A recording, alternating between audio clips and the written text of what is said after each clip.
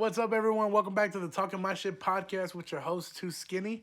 Thank you guys for tuning in, checking it out, sharing it, whatever, man. I appreciate that shit, man. That shit means a lot to me, man. But I want to give you guys an update real quick on my stand-up career. My it's not a career; it's my stand-up hobby.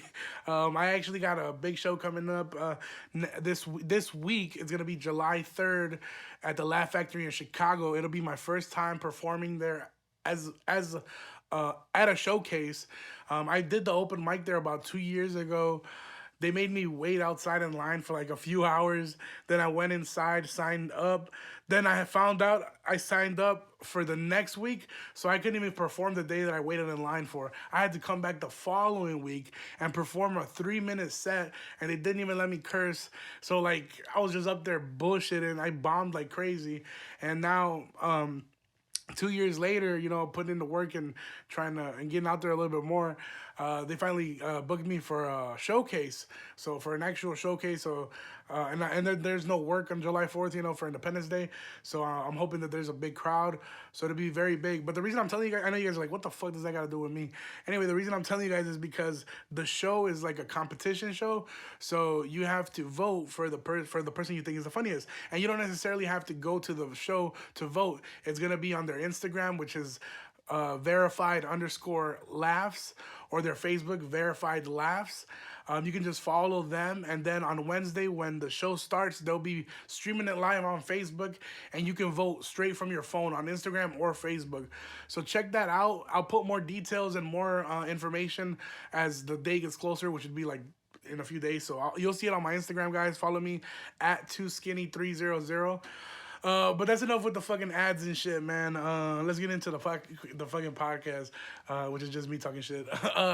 Anyway, people are asking me if I went to the gym, if I'm still going to the gym, if I'm still working out. Man, hell yeah, I'm still working out, man. I go about twice a week. My personal trainer, he be training me, making me do all kinds of crazy ass shit, man. Like, I didn't realize how fucking weak I was until he made me do a push up and I couldn't. He's like, do a push up. I was like, no, I can't do that. That is not something my body can do. Like my stomach wouldn't like, dude. Even if I lift, like when I do the push up, even when I'm all the way up, my stomach is still touching the floor. Fuck, dude. Fuck push ups. Anyway, and then he made me run around the building, bro. Like like if I'm some kind of like fucking like I get it, I'm working out, but this gym is not like at a fucking like private location. This gym is like at a in a plaza, so there's a whole bunch of different businesses around like the gym. So I'm running around. He made me run around the building. I'm running around the building, bro. There's like bitches getting their nails done, bro, and just my fat ass sweating. It was just embarrassing for me. But at the end of the day, man, I'm finna get swole as fucking fuck all those hoes. No, I'm just kidding. My bad, no disrespect. But anyway, yeah. So I'm still going to the gym. If anybody gives a shit, we'll see if I lose weight. If not, I'll probably just relapse and end up at Taco Bell at 2 in the morning or some shit. But anyway, I speak about food, my favorite thing in the world. I went to the Chinese buffet the other day for the first time in like a few months, and that shit was kind of whack, man. I went to the one on Lake Street, and that shit was, I'm not gonna lie, that shit was whack, bro. And I was like, dude, I remember when I was a kid, Chinese buffet used to smack, bro. My mom and dad, like my mom and dad used to go to Chinese buffet for anything, bro. Like one of us graduated school, Chinese buffet. Birthday, Chinese buffet. Valentine's Day, Chinese buffet. Bro, we used to go to the Chinese buffet for anything, bro. And like that's my dad's favorite spot, and like I guess it turned into my favorite spot for a long time too. Dude, I remember when I used to go when I was younger. Like, you know how they charge you by age? So if you're like 9 or under, like you get charged as a kid. But if you're like 10 or over, you're an adult. Dude, I used to be like 13 years old. My mom used to be like, tell them you're 9. Tell them you're 9 so they don't charge you. And my dumb ass, like, I'll be like, fuck that. Like, I'm 13. And you know, when you're a kid, like, being older is the cool thing, you know?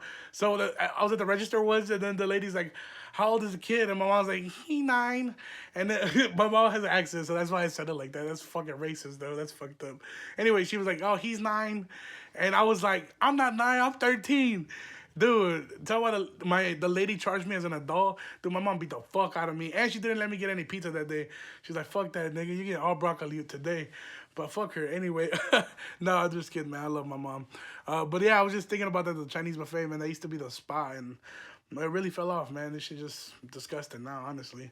But anyway, I wanted to also talk about a few different topics here. Let me get my notes. Like I said, it's the 4th of July edition, man. So I wanted to tell you guys a few different like stories of 4th of July experiences I've had. The first one being I was already living in Aurora at this time. Um, I just moved to Aurora from Chicago. I was probably like sophomore in high school, and it was the 4th of July, and I was already working at a factory with my dad. You know, like super fucking spice as fuck. I was working at a factory. Like he had me working like 13 years old in the factory and shit, helping him out.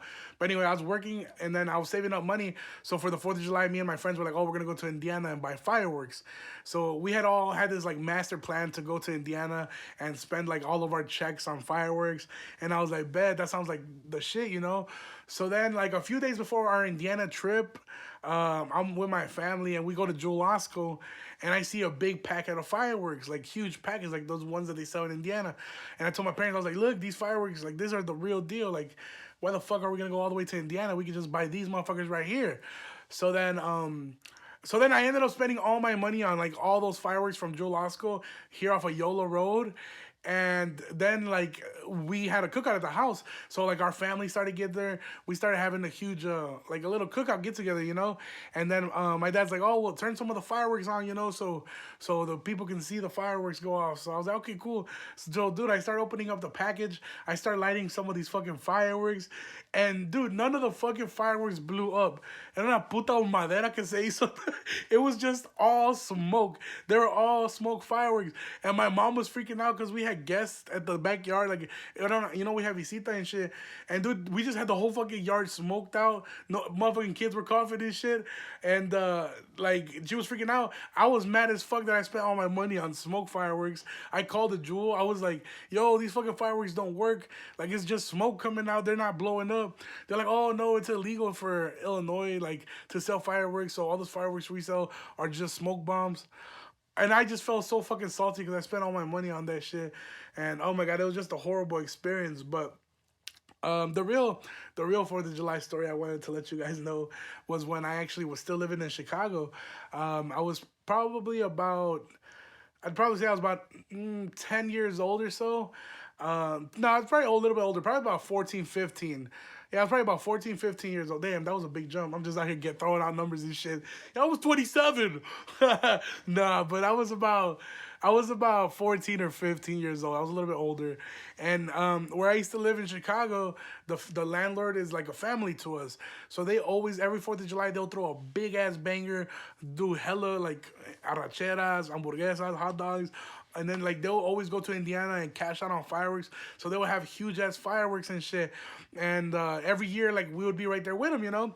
So this particular year they had like bought like extremely more than usual. So they have fireworks for days. So my mom usually never used to let me do fireworks because she's like, "No te vas a quemar, pendejo."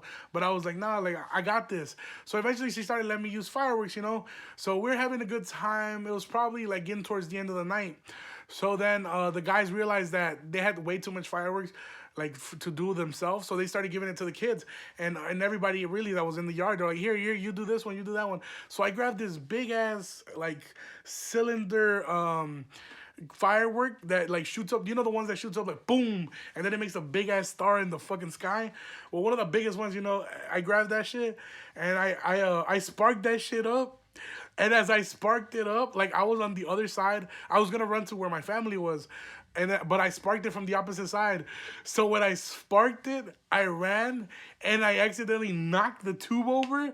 So that shit was pointing towards where all the people were at, and everybody just got the fuck up and started running, and I didn't know why. So finally, I turned around and the first fucking rocket boom blows out and it hits like a whole family just under a table, just fucking big ass star. I was like, "Oh shit."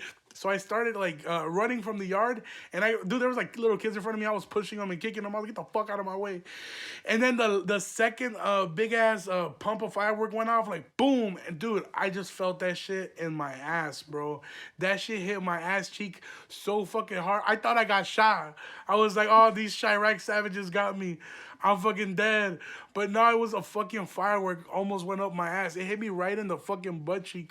But that's not even the worst part, bro. The worst part is that After the firework was done, everybody was like, "What the fuck is wrong with you?" Like they were treating my dumb ass, but they didn't know I was burnt up. So I was like, "Nah, like I burned myself." And they're like, "Where the fuck did you burn yourself?" But I was so embarrassed to show them my ass, but it hurt so much I couldn't hold it in. I was like, "Fuck, they hurt right here." So I pulled my pants down. I showed them. I was like, "Look, my fucking ass."